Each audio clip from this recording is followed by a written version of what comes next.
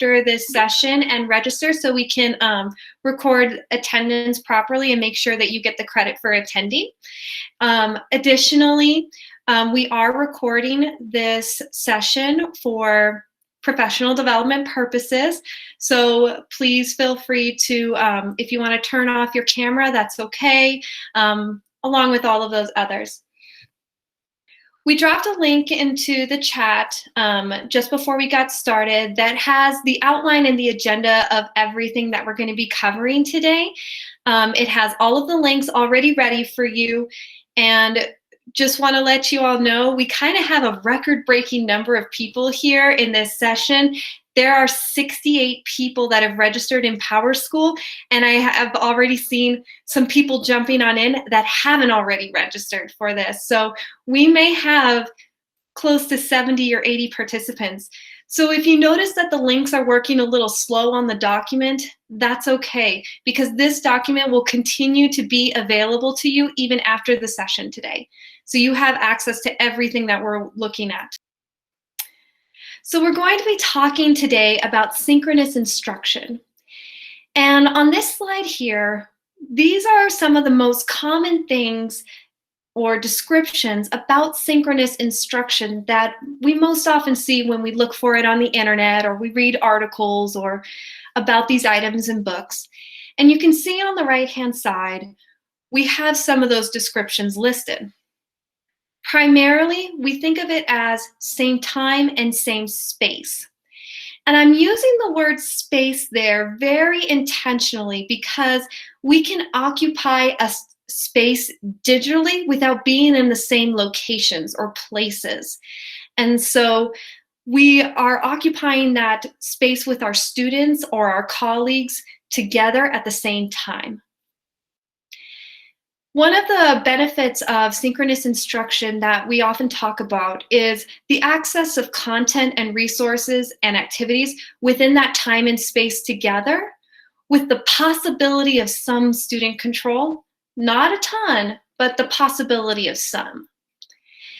Synchronous instruction also gives students access to their peers and a teacher within that same time and space, and it has a high potential for interaction and communication. Now, the reason I say high potential is because sometimes we get lost in synchronous instruction to where we think that synchronous instruction means that we always have to be the one speaking or presenting to a group of presenters, kind of like what I'm doing right now. But if we structure our time intentionally and we structure it well, we can actually turn synchronous instruction into a highly interactive environment that excites students and allows for deep collaboration and analysis and application of the content that we're using in our classes.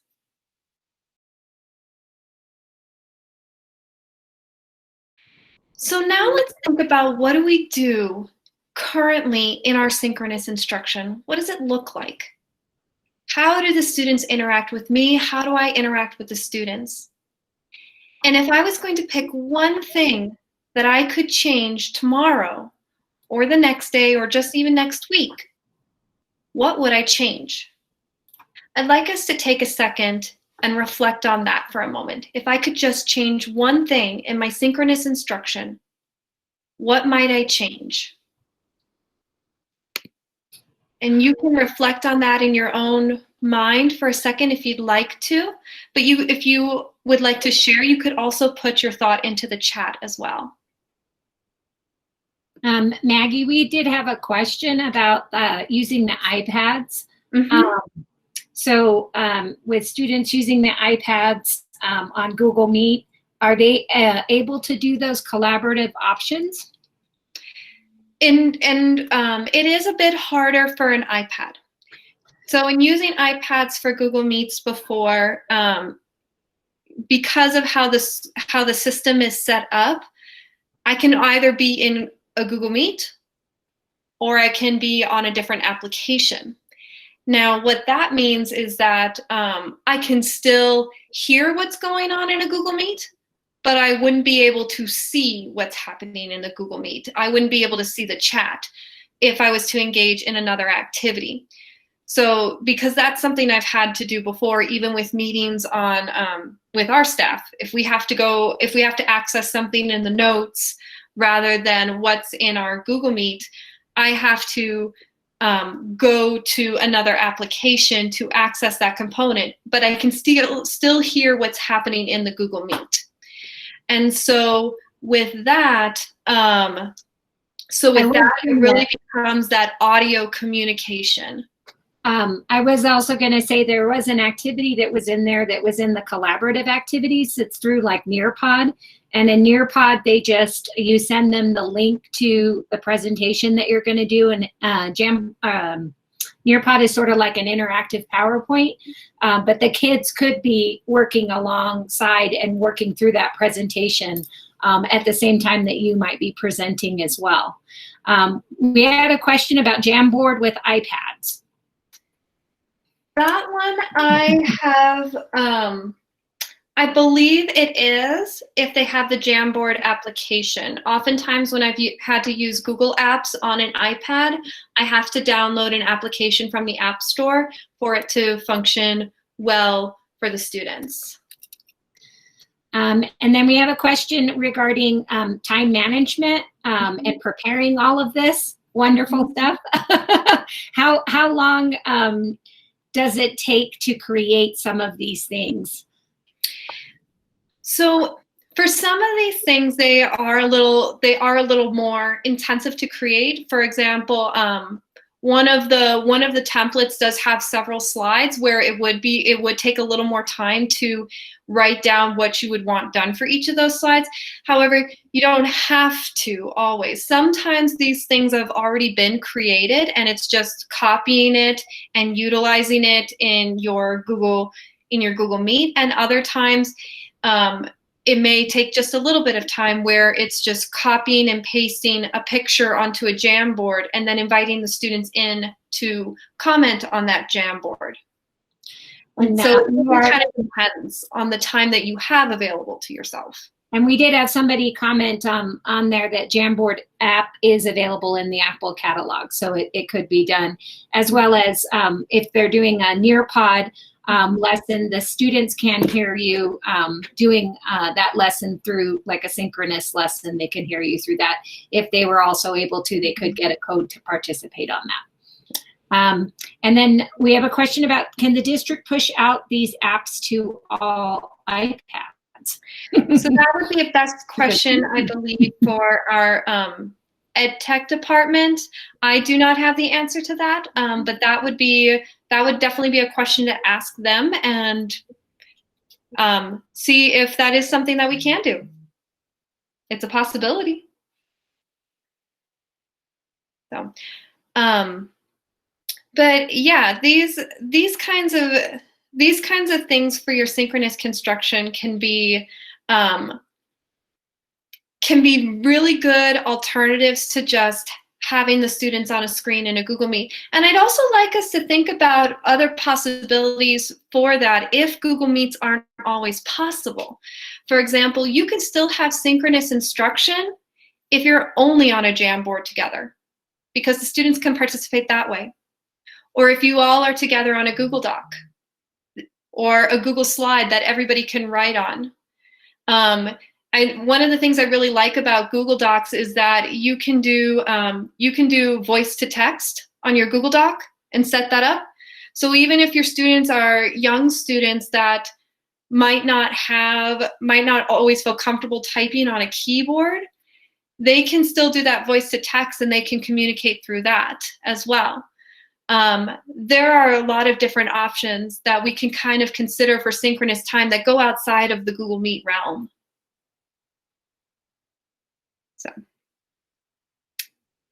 So we have a few more questions that are coming in. Folks are asking if there's a bank of slide decks, pre-made, HyperDocs, Jamboards for materials that might be within our curriculum, the Stepping Stones benchmark in particular, that teachers would have access to. I can answer kind of some of that. I know with some of the modules that we have created, there may be already pre-made slide decks or Jamboards that might be a part of those modules. I'm sure they're also probably there within the reading curriculum as well for benchmark. So it is just a kind of an idea to look for. It's not like necessarily played out through the whole curriculum. It might be a particular module within that curriculum or unit, but it is there for an example to see how that is. Maggie, do you have anything to add to that? Yes, there are. So the content modules do have some of those. And then sometimes when you join certain Facebook groups, or if you're kind of browsing through various materials, there are already pre-made materials that you can utilize. Along with Benchmark Universe, they have put out some distance learning activities for the first couple of units already. And there are some available for the English language development activities as well within the Benchmark Advanced Library. So those are those components. Let me also mention, I did a session this morning and they can probably go back and access this on their TLN Hub for the summit, but it was called Which Digital Tools? Making the most of digital tools. And on there were several, within the templates section, there were several ones that you could go to ready-made templates for Google Slides, for HyperDocs, for activities that were already in there. So you can definitely use that. We have a question about on the Jamboard. Is there a way to figure out who wrote which Post-it note on the Jamboard?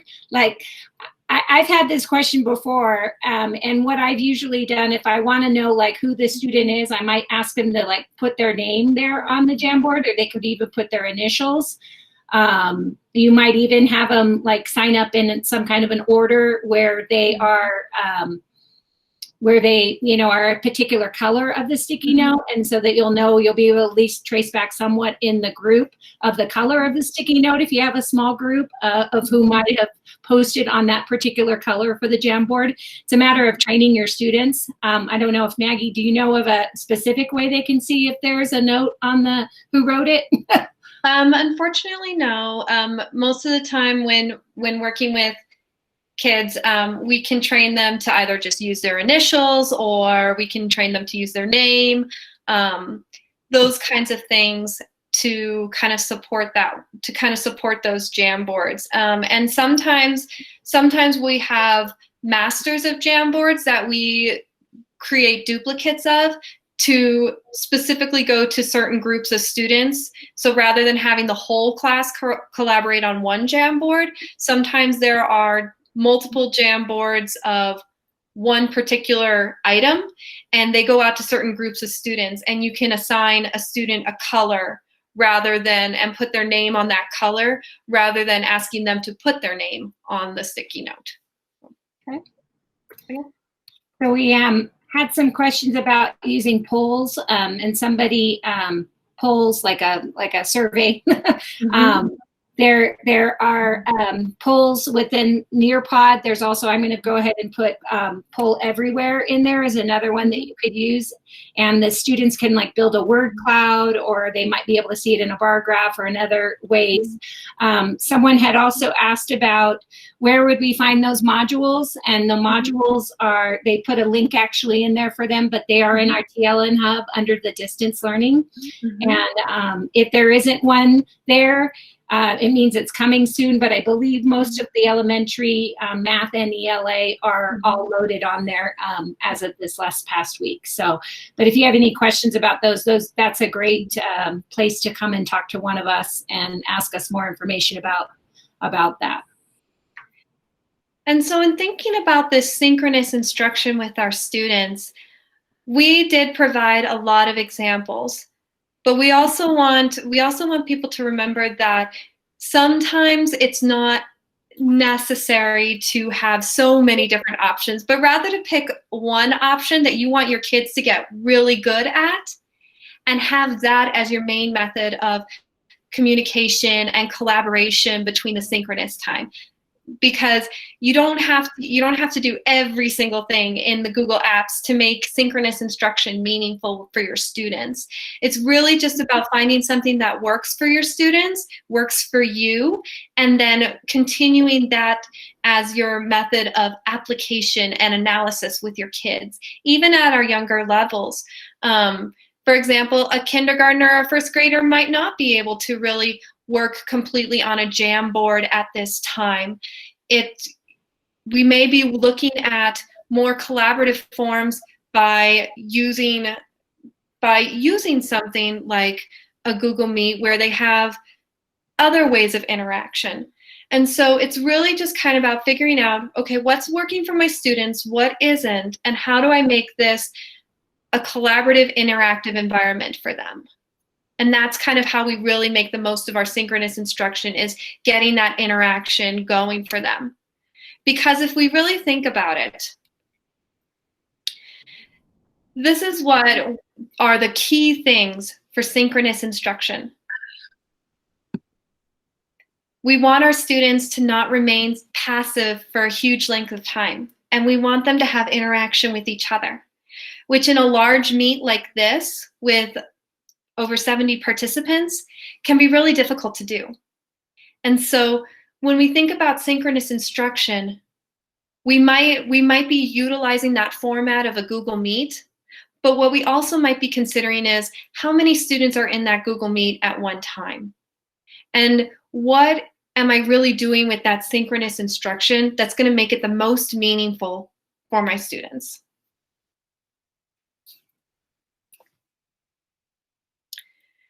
So in thinking about that, I would really love to encourage us to think about a synchronous instruction component or activity that you saw today that kind of resonated with you and said, I could see my students doing this. I would love for us to think about something that we might want to look deeply into, where maybe we kind of saw how it could work today, but with a little bit more tweaking and learning about it, it could be useful. And then, of course, continually asking, what questions do I have about this to make it make sense for me? And so we really want the synchronous instruction that we do with our students to be interactive and meaningful.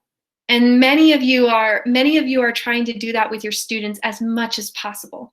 And so I think what it's about finding the right resources that really make those into highly interactive and high communication environments.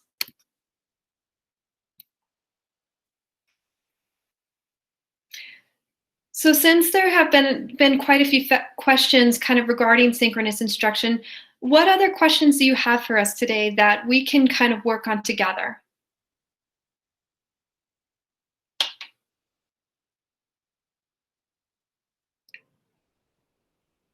And also feel free to unmute yourself if you want to directly, or you can plop that in the chat. I did want to mention that somebody said if they're having issues with iPads, they can contact the tech department and put in a ticket, and that they put the phone number in there for that. Someone's asking about how to support parents. That's a big one. Good question.